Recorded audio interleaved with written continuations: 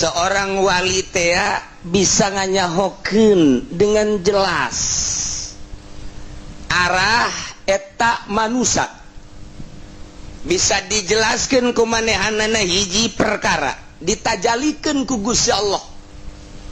Artina ditajalikeun teh kumaha nganyahokeun kana hakikatna. Masya Allah. Nu mantak nyara rambung lamun si ieu geus ditajalikeun ku Gusti Allah. Kapanggih ye jeung hiji jelema nyana wali. Kan tajalli tah kanyahoan hakikatna berat wali itu. Itu ge kan ka urang teh tajalli deui. Nyaeun nyana ditajalikeun ku Gusti Allah. Oh wali mantak layaripul wali ilal wali. Sebab patajalli-tajalli. Jadi pateropong-teropong.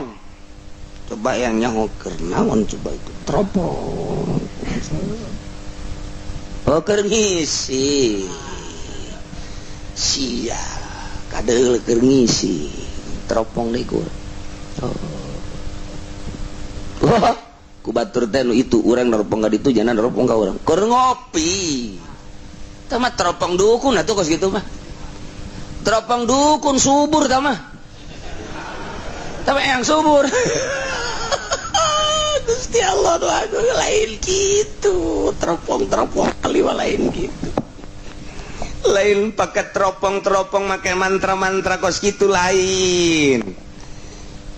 Kulantaran manehanana geus tinggalkeun makhluk, teu hayang aing ngahiji jeung makhluk. Riweuh ngahiji jeung makhluk mah. Tapi makhluk moal bisa pisah jeung urang sebab urang hirup di dunia manusia ngahiji jeung manusia deui. Atuh pek bae ngan ulah ta'aluk. Nu mantap ketika urang ningali Habib Lutfi kamari aya jelema nu ziarah ka ditu geus saminggu teu kapanggih. Aya deui nu 5 poe teu kapanggih. Habib Lutfi na aya keluar jalan dapur, keluar ka ditu. Aing teu hayang aing mah kapanggih jeung nyana.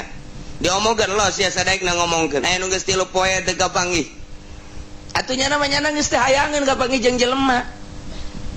Geus teh hayang aya wali ngonci bae di jero imah jelema di luar bae sapoe 2 poe 3 poe ih sabodo bae tah cenah mun teh hese kaluar ieu menek balik bae tuh jang teh hayang kapanggih jeung sia ieu enggeus cenah mah embung papegatan salah eta kos kitu urang mun nyaritakeun syariat pasti salah tapi lamun urang menelusuri ka alam anu asli pasti urang hayang kos kitu